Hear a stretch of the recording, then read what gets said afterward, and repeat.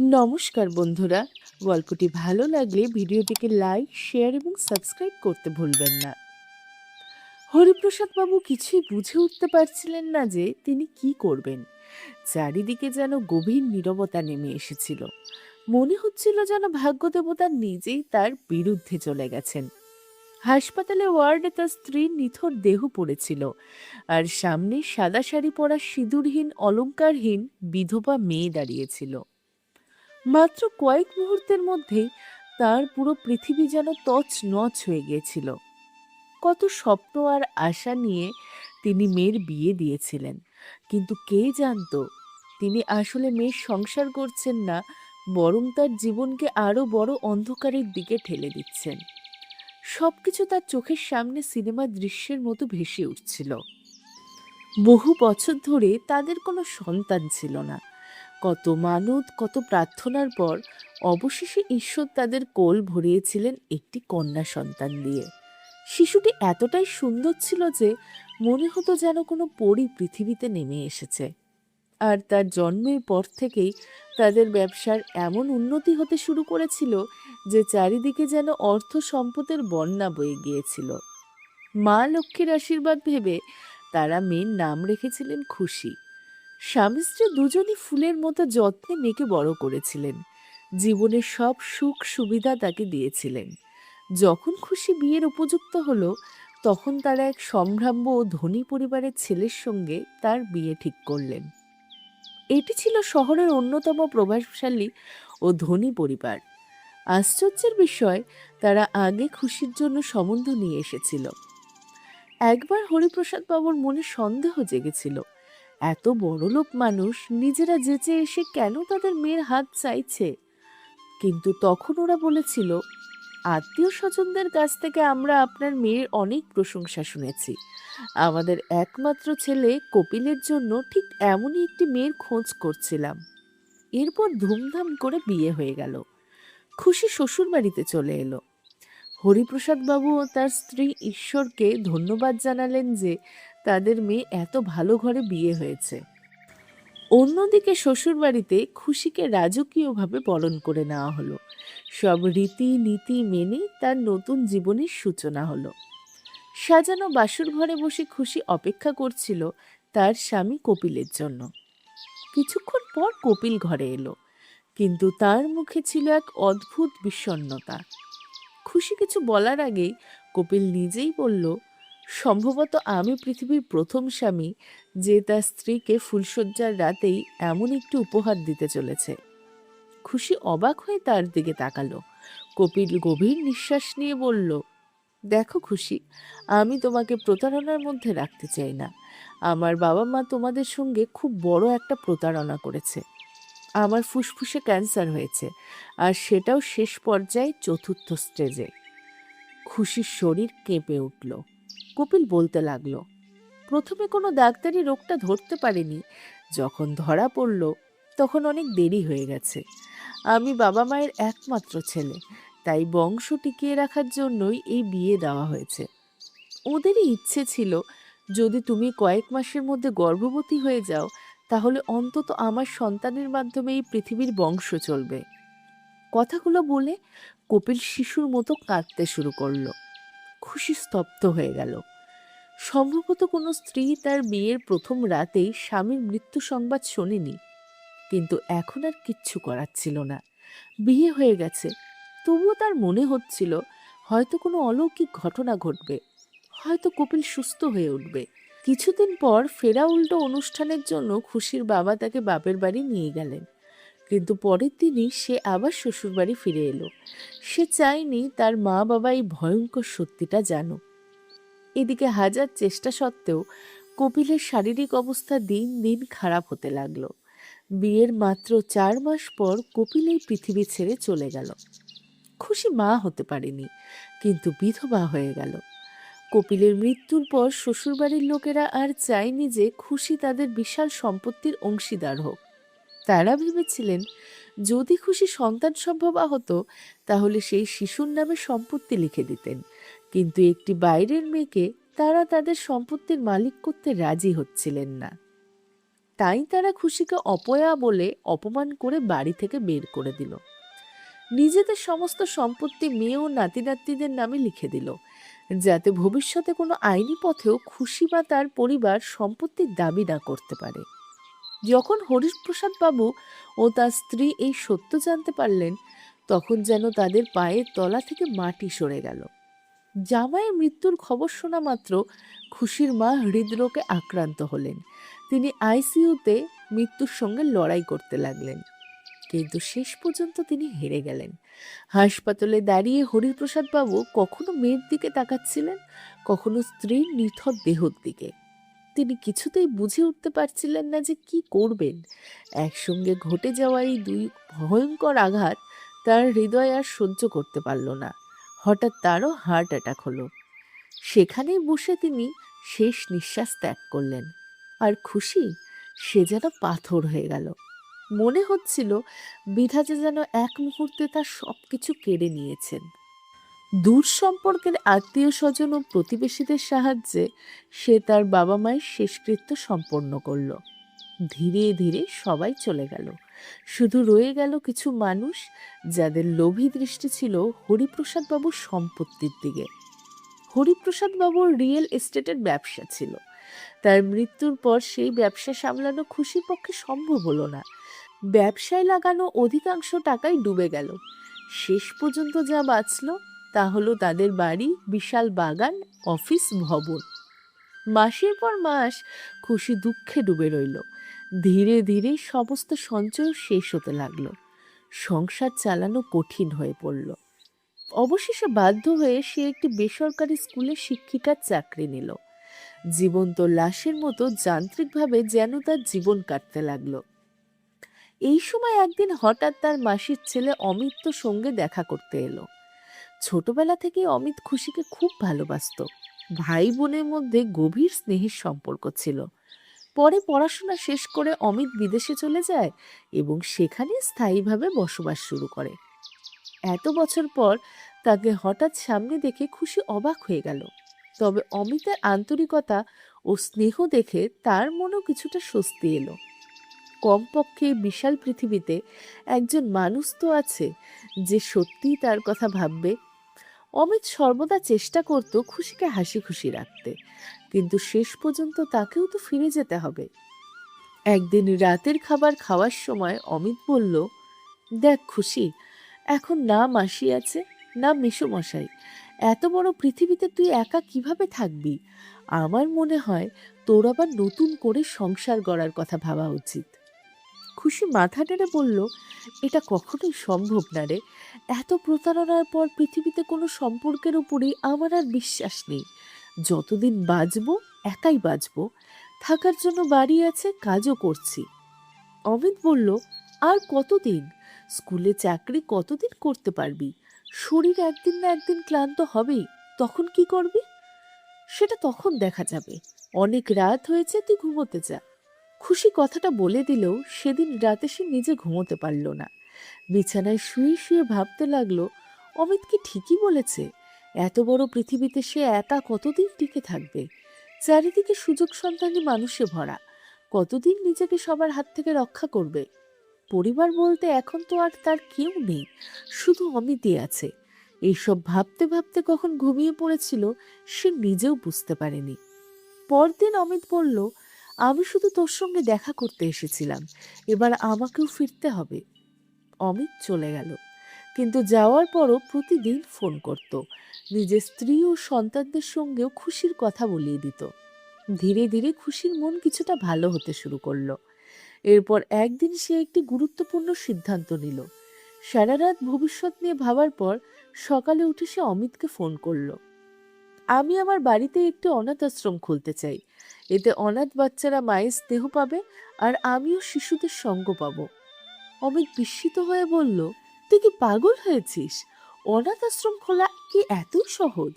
বাচ্চাদের থাকা, খাওয়া, পড়াশোনার খরচ কিভাবে চালাবি? তারপর আবার বলল, আমি এখনো বলছি খুশি, তুই আমাদের কাছে চলে আয়। আমি তোর ভাই। জীবনে অনেক কষ্ট পেয়েছিস, কিন্তু কোথাও না কোথাও তো আবার বিশ্বাস করতে শিখতে হবে। খুশি দ্বিধাগ্রস্ত কণ্ঠে বলল, কিন্তু এখানে বাবা রেখে যাওয়া সম্পত্তির কি হবে? যা বাকি আছে সেটাও যদি আমি ছেড়ে দেই তাহলে সব হারিয়ে যাবে। আর বিদেশের জীবনযাত্রা, ভাষা এসবও তো আমার অচেনা। অমিত হেসে বলল, তুই শুধু বল হ্যাঁ, বাকি সব ব্যবস্থা আমি করে দেব। কয়েকদিন পর অমিত আবার ভারতে এলো। হরিপ্রসাদ বাবুর পুরনো বিশ্বস্ত কর্মচারীদের ডেকে বাড়ি, জমি ও অফিসের দায়িত্ব তাদের হাতে তুলে দিল। সবকিছু আইনিভাবে লিখিত চুক্তির মাধ্যমে সম্পন্ন করা হলো। এরপর একদিন অমিত খুশিকে নিয়ে বিদেশের উদ্দেশ্যে রওনা হলো।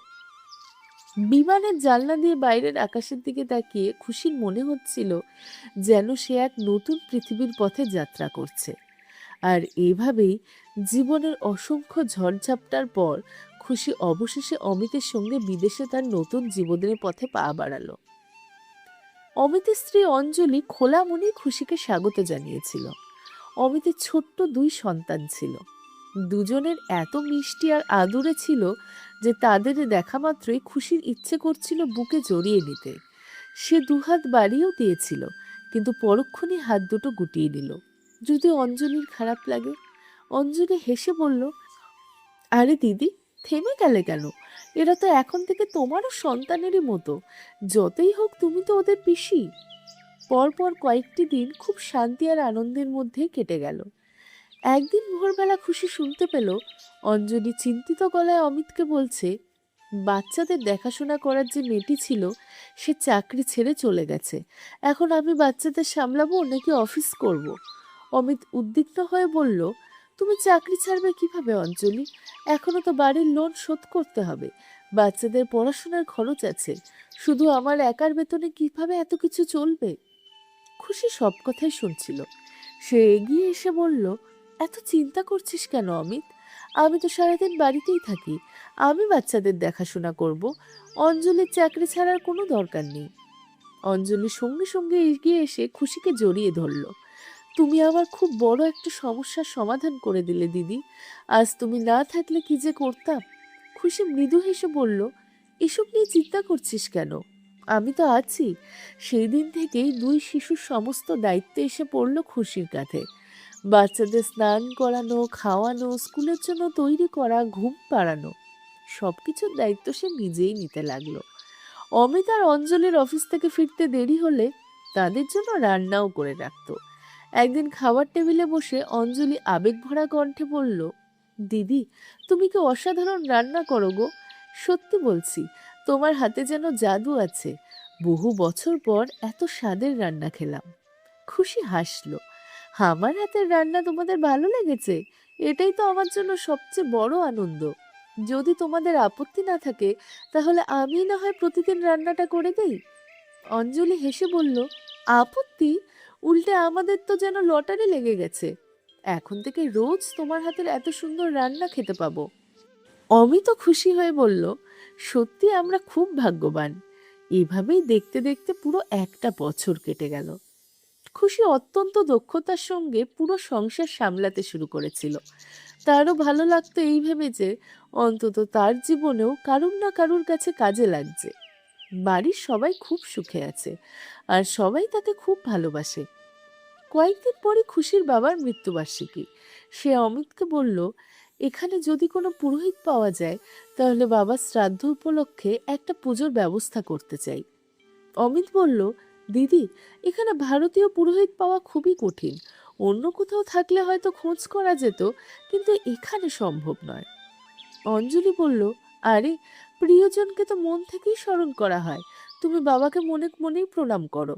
চাইলে বাগান থেকে কিছু ফুল তুলে একটা তোড়া বানিয়ে তার ছবিতে দিতে পারো। তারপর ঘড়ির দিকে তাকিয়ে বলল, আমাদের অফিসে যেতে দেরি হয়ে যাচ্ছে, তুমি বাড়ি আর বাচ্চাদের একটু দেখে রেখো। অমিত আর অঞ্জলি অফিসে চলে গেল। সেদিন প্রথমবার খুশির মনে একটা কষ্টের দাগ পড়ল। তবে সে নিজেকেই বুঝিয়ে বলল, হয়তো অঞ্জলি ঠিকই বলেছে। এই দেশে তার জন্য পুরোহিত খুঁজে বের করাও তো সহজ কাজ নয়। অনেক রাতে যখন অমিত আর অঞ্জলি বাড়ি ফিরল তখন বাচ্চারা ঘুমিয়ে পড়েছে। ঘরে ঢুকিয়ে অঞ্জলি বলল, আমরা বাইরে খেয়ে এসেছি দিদি, তুমি খেয়ে নিয়ে ঘুমিয়ে পড়ো। খুশি কিছু বলল না। আজ তার নিজেরও খেতে ইচ্ছা করছিল না। সে রান্নাঘর গুছিয়ে নিজের ঘরে এসে শুয়ে পড়ল। রাত অনেক হয়েছে, কিন্তু আজ তার চোখে ঘুম নেই। বাবার মৃত্যুবার্ষিকীর দিনে বাবার অভাবটা যেন আরো বেশি করে অনুভব করছিল সে। বিছানায় শুয়ে থাকতে থাকতে বিরক্ত হয়ে গেল। ভাবলো বারান্দায় গিয়ে একটু বসলে হয়তো মনটা ভালো লাগবে। ঘর থেকে বেরিয়ে বারান্দার দিকে যাচ্ছিল, কিন্তু অজান্তেই তার পা থেমে গেল অমিতের ঘরের দরজার সামনে। ভেতর থেকে অঞ্জলির হাসির শব্দ ভেসে আসছিল। অঞ্জলি হেসে হেসে বলছিল, তোমার সত্যিই জবাব নেই। এত সহজে খুশিকে বোকা বানিয়ে এখানে নিয়ে এলে। সারা জীবনের জন্য একেবারে ফ্রি কাজের লোক পেয়ে গেল। তারপর আরও বলল, বাচ্চাদের আয়া তো বটেই, খুশি থাকতে আমাদের আলাদা বাড়ির মালিও লাগে না। বাগান থেকে শুরু করে বাড়ির কাজ সব নিজেই করে নেয়। অমিত নিচু গলায় বলল, আস্তে বলো, যদি খুশি শুনি ফেলে তাহলে বিপদ হয়ে যাবে, বড়সড় ঝামেলা বাঁধবে। অঞ্জলি হেসে বলল, ঝামেলা করে কি করবে? ওর পাসপোর্ট ভিসা সবই তো তোমার কাছে আছে। আশেপাশের লোকজনও ওর কোনো পরিচয় জানে না, কেউ কিচ্ছু জানতেও পারবে না। কিছুক্ষণ থেমে আবার বলল, এখন শুধু কোনোভাবে ভারতের সম্পত্তিগুলো আমাদের নামে হয়ে গেলেই হয়। অমিত আত্মবিশ্বাসী গলায় বলল, হবে হবে, একটু ধৈর্য ধরো। সব কাগজপত্র নমিনি হিসাবে নিজের নাম লিখিয়ে রেখেছি। কাল যদি ওর কিছু হয়ে যায় তাহলে সব সম্পত্তির মালিক তো আমিই হব। তারপর মৃদু হেসে বলল, এই সম্পত্তির জন্য কিন্তু আমাকে অনেক পরিশ্রম করতে হয়েছে। আচ্ছা এখন ঘুমাও, আমার খুব ঘুম পাচ্ছে। এরপর ঘরের ভেতরে নীরবতা নেমে এলো। সম্ভবত তারা দুজনে ঘুমিয়ে পড়েছিল, কিন্তু বাইরে দাঁড়িয়ে থাকা খুশির মাথায় যেন আকাশ ভেঙে পড়ল। তাহলে এটাই ছিল তাদের উদ্দেশ্য? সম্পত্তির লোভে মানুষ এতটা নিচে নামতে পারে, এটা সে কল্পনাও করতে পারেনি। তার পুরো শরীর যেন অবশ হয়ে গেল। কোনো মতে নিজের ঘরে ফিরে এসে বিছানায় বসে পড়ল। সত্যিই তো, তার পাসপোর্ট আর ভিসা দুটোই অমিতের কাছে। এখন সে কি করবে? সারা জীবন কি এই বাড়িতে বন্দি হয়ে একজন কাজের লোকের মতো কাটাতে হবে? ভাবলেই তার বুক ফেটে কান্না বেরিয়ে আসতে চাইছে। কিন্তু কিছুক্ষণ পর সে নিজেকে সামলে নিল। না, এত সহজে সে হার মানবে না। যেভাবেই হোক তাকে নিজের দেশে ফিরতেই হবে। তবে তার আগে পাসপোর্ট আর ভিসা উদ্ধার করতে হবে। এখন তার কাছে প্লেনের টিকিট কাটার মতো টাকাও নেই, তবুও কিছু একটা পথ বের করতে হবে। সবচেয়ে জরুরি কথা, আগের মতো স্বাভাবিক আচরণ করা। অমিত আর অঞ্জলির যেন কোনোভাবে সন্দেহ না হয়। একবার যদি তারা কিছু আজ করতে পারে তাহলে তার জীবন আরও কঠিন হয়ে যাবে। সারা রাত এসব চিন্তাতেই কেটে গেল। পরদিন ভোরে প্রতিদিনের মতো উঠে সে সবার জন্য চা জলখাবার তৈরি করলো। বাচ্চাদের স্নান করিয়ে তৈরি করে স্কুলে পাঠিয়ে দিল। খাবার টেবিলে বসে সে অমিতকে বলল, দেখ অমিত, বাচ্চাদের পড়াতে এখন আমার একটু সমস্যা হচ্ছে। তুই তো জানিস আমার ইংরেজি খুব একটা ভালো নয়। আমি ভাবছি যদি আমাকে একটু ইংরেজি শেখার ব্যবস্থা করে দিস তাহলে ওদের পড়াশোনায় সাহায্য করতে পারবো, আর বাইরে কিছু কাজও করতে পারবো। আজকাল তোরা দুজনে এত ব্যস্ত থাকিস, আমি যদি বাইরের কাজগুলো সামলাই তাহলে তোদেরও সুবিধা হবে। অমিত আর অঞ্জলি একে অপরের দিকে তাকিয়ে মুচকি হাসলো। তারপর অমিত বলল, অবশ্যই, কেন নয়। তুই চাইলে আমি তোকে প্রতিদিন 1 ঘন্টার জন্য একটা কোচিং সেন্টারে ভর্তি করিয়ে দিতে পারি। সম্ভবত তারা মনে মনে খুশিই হয়েছিল। ভাবছিল এবার হয়তো বাড়ির বাইরের কাজের ঝামেলাও তাদের কমে যাবে। খুশি সঙ্গে সঙ্গে রাজি হয়ে গেল, কিন্তু তার মনে তখন অন্য পরিকল্পনা চলছিল। সে জীবনের মঞ্চে অসাধারণ দক্ষতার সঙ্গে অভিনয় করে চলেছিল। কি বার করাচ্ছিল তার! প্রতিটা মোড়ে যখন মানুষ তাকে প্রতারণা করছে তখন সহজ সরল হয়ে বেঁচে থাকা কি আর সম্ভব? ভেতরে ভেতরে দুঃখ আর অসহায়তায় তার হৃদয় চিৎকার করে কাঁদত, অথচ ঠোঁটে লেগে থাকতো এক টুকরো হাসি। যেই কোচিং সেন্টারে খুশি ভর্তি হলো সেখানে বিভিন্ন দেশের ভাষা শেখানো হতো। সেখানে সবাই ছিল তার কাছে সম্পূর্ণ অপরিচিত। তবুও ধীরে ধীরে ভাষা বাধা পেরিয়ে সবাই একে অপরের কাছাকাছি চলে এলো। কেউ ইশারায়, কেউ ভাঙা ভাঙা ভাষায়, আবার কেউ নিজের মাতৃভাষার শব্দ মিশিয়ে এক অদ্ভুত সুন্দর বন্ধুত্বের সম্পর্ক গড়ে উঠতে শুরু হলো। সেই কোচিং সেন্টারেই অভিনব নামের এক যুবক পড়তো। ধীরে ধীরে খুশি আর অভিনবর মধ্যে বন্ধুত্ব গড়ে উঠল। খুশির মুখে সবসময় বিষাদের ছায়া দেখে অভিনব বহুবার তার কষ্টের কারণ জানতে চেয়েছিল। কিন্তু খুশি কিছুতেই তাকে নিজের মনের কথা বলতে পারত না। বাড়ির কাজ আর বাইরের কাজ সামলাতে সামলাতে খুশি ভীষণ ক্লান্ত হয়ে পড়ছিল। প্রথম থেকে অঞ্জলি খুব আদর করেই কাজের কথা বলতো, কিন্তু এখন তার ব্যবহার পুরোপুরি বদলে গিয়েছিল। এই কাজটা এখনো হলো না কেন? সারাদিন কি করছিলে? আজ রান্না এগুলো বানাওনি কেন? কখনো হঠাৎ বলতো, আজ আমার বাড়িতে কিটি পার্টি আছে, আমার বান্ধবীরা আসবে, তাই সন্ধ্যায় পার্টির সব আয়োজন আগে থেকেই করে রেখো। সকাল থেকে রাত পর্যন্ত খুশি যেন একটা যন্ত্রের মতো কাজ করে যেত, আর তার সঙ্গে চলতো অবিরাম বকাঝকা। একদিন রাতে খুশির প্রচণ্ড জ্বর এলো, সারা শরীর ব্যথায় ভেঙে যাচ্ছিল। সেই কারণে সকালে সময় মতো ঘুম ভাঙেনি এবং বাচ্চাদের স্কুল বাস মিস হয়ে গেল। তার শারীরিক অবস্থা না দেখেই অঞ্জলি বিস্ফারিত হলো। ভারতে তো তোমার কেউ খোঁজও নিত না দিদি, আমরা তোমাকে এখানে নিয়ে এসে রানীর মতো রেখেছি, তবুও তোমার এত বাহানা। তোমার জন্য আজ বাচ্চাদের বাস মিস হয়ে গেল। ঠিক তখনই অমিত এসে পরিস্থিতি সামলে নিল।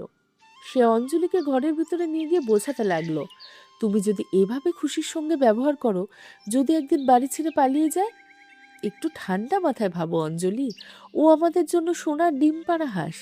কিছুদিন অন্তত নিজেকে সামলে রাখো। খুশি সবই বুঝছিল, সবই দেখছিল, সবই শুনছিল, কিন্তু নিজের পরিস্থিতির কাছে সে ছিল সম্পূর্ণ অসহায়। পরদিন যখন সে কোচিং সেন্টারে ক্লাসে গেল, তখন তার শুকিয়ে যাওয়া মুখ দেখে অভিনব আবার জিজ্ঞাসা করলো, কি হয়েছে? আমি কতবার জিজ্ঞাসা করছি, তুমি কিছুই বলো না কেন? হয়তো আমি তোমাকে সাহায্য করতে পারি।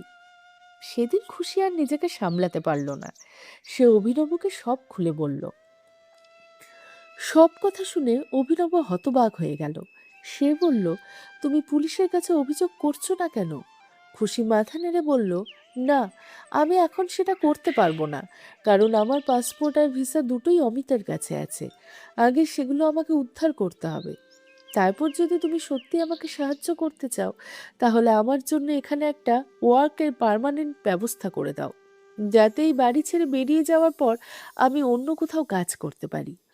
অভিনব কিছুক্ষণ চিন্তা করে বলল, ঠিক আছে, এখানে আমার অনেক পরিচিত মানুষ আছে, আমি চেষ্টা করছি, ততদিন তুমি ওখানেই থাকো।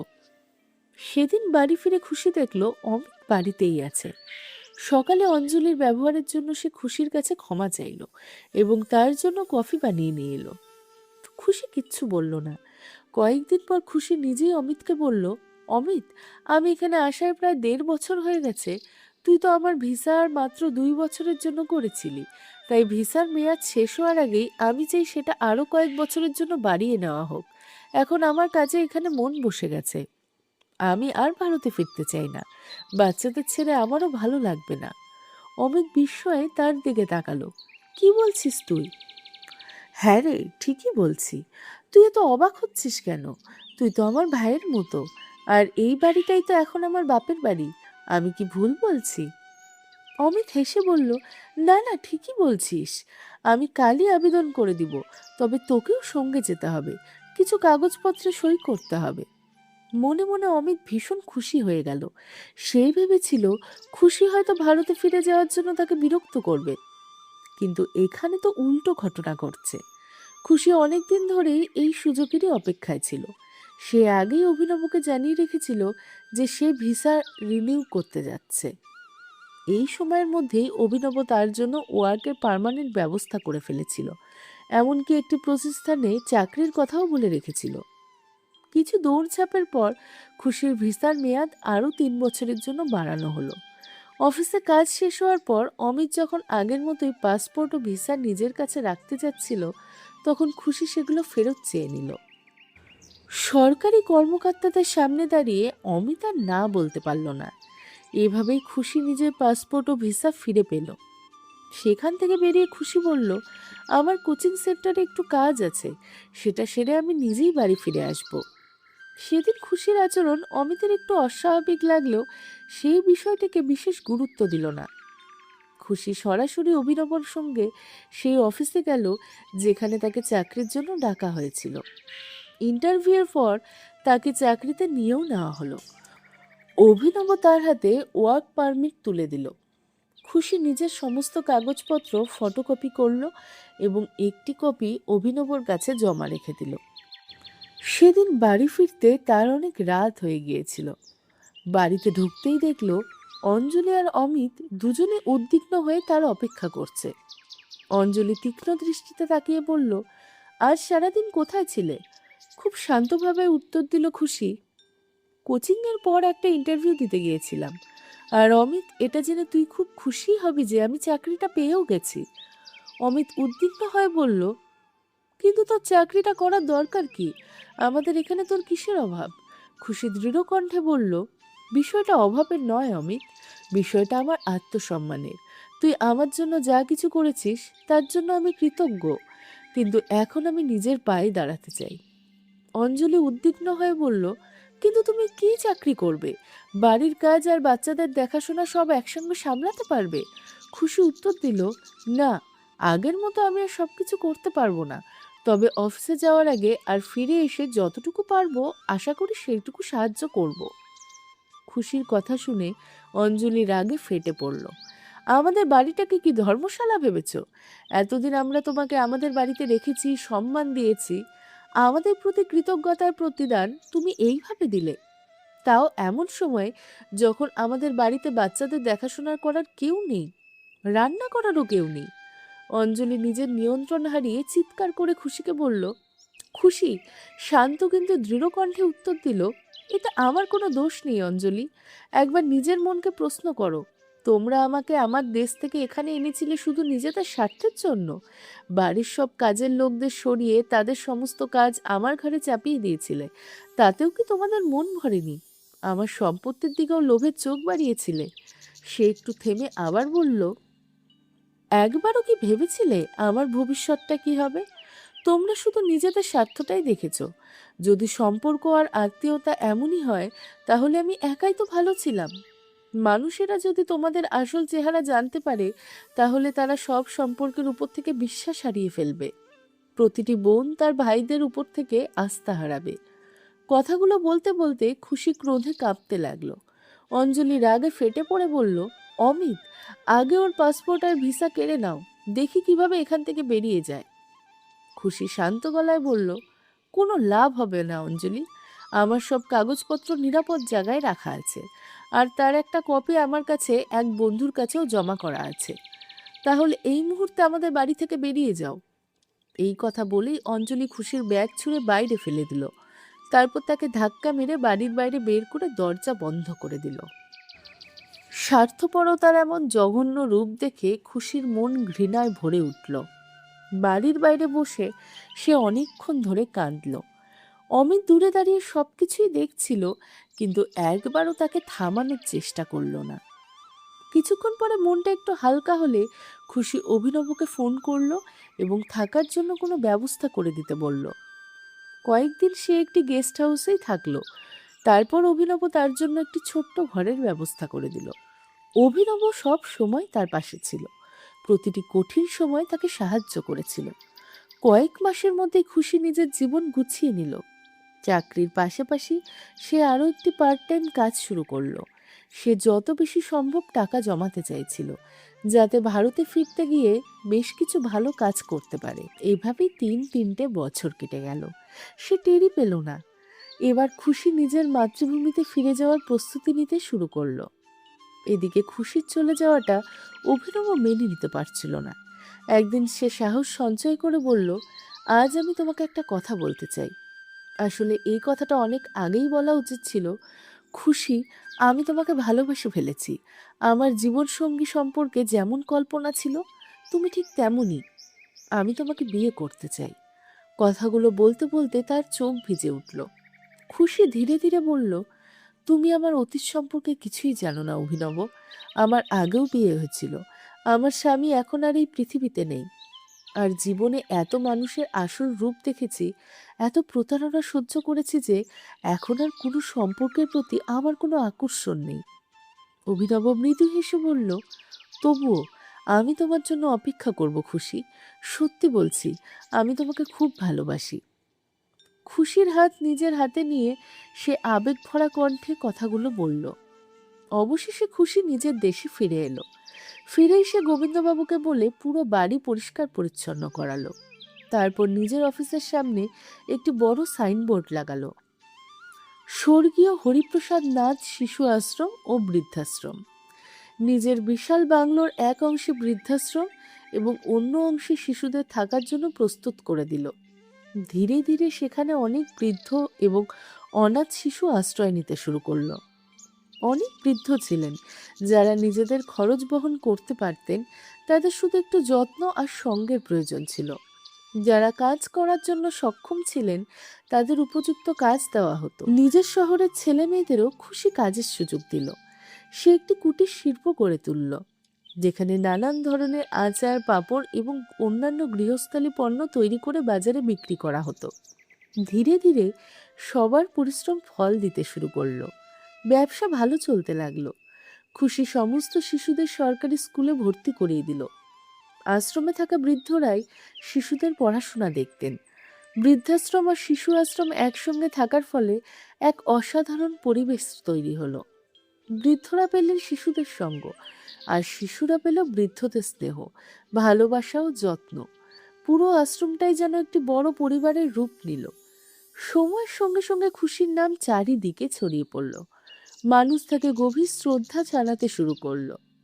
একসময় মানুষ আবারও স্বর্গীয় হরিপ্রসাদ বাবুর নাম করে সম্মানের সঙ্গে উচ্চারণ করতে লাগলো। এইভাবেই আরো 5টা বছর কেটে গেল। খুশি নিজের কাজ নিয়ে এতটাই ব্যস্ত ছিল যে সময়ের হিসাবই রাখতে পারেনি। একদিন হঠাৎ অফিসের এক কর্মচারী এসে বলল, ম্যাডাম, আপনার সঙ্গে একজন দেখা করতে এসেছে। খুশি বাইরে এসে তাকে দেখলো। তাকে দেখে বিস্ময়ে হতবাক হয়ে গেল। সে থমকে গেল। তার কানে ভেসে এলো এক পরিচিত কণ্ঠস্বর। আমাকে মনে আছে নাকি ভুলে গেছো? এ আর কেউ নয়, অভিনব। খুশি হেসে বলল, আমি তোমাকে কিভাবে ভুলতে পারি অভিনব? তোমার জন্যই তো আমি এই বন্দিদশা থেকে মুক্তি পেয়েছিলাম। তুমি আমাকে নতুন করে বাঁচতে শিখিয়েছিলে। অভিনব মুচকি হেসে বলল, দেখো খুশি, আমি তোমার জন্য কি নিয়ে এসেছি, আর আশা করি যদি আমার দীর্ঘ অপেক্ষার পরীক্ষা শেষ হয়ে থাকে তাহলে তুমি এটা গ্রহণ করবে। এই বলে সে নিজের মুঠো খুলল। তার হাতে ছিল একটা ছোট্ট সিঁদুরের কৌটো। খুশি হতভম্ব হয়ে গেল। এত বছর ধরে তুমি শুধু আমার জন্য অপেক্ষা করেছো, এটা আমি মানি যে তুমি সত্যি আমাকে ভালোবাসো, কিন্তু আমি বিয়ে করব কিভাবে? মানুষ কি বলবে? অভিনব দৃঢ় কণ্ঠে বলল, এই সমাজে একজন পুরুষ যখন খুশি নতুন জীবন শুরু করতে পারে, কিন্তু একজন নারীর জীবনে কেন শুধু একবারই বসন্ত আসে? কেন জীবনে তার শরৎ চিরদিনের জন্য থেকে যাবে? না খুশি, তোমার জীবনে আবার বসন্ত আসবে, আর সেই বসন্তকে আমি নিয়ে এসেছি। এই কথা বলে অভিনব সিঁদুর তুলে সিঁথিতে পরিয়ে দিল। খুশির চোখ বেয়ে আনন্দাশ্রু গড়িয়ে পড়তে লাগলো। সে আবেগে অভিনবের বুকে মাথা রেখে দাঁড়িয়ে রইল।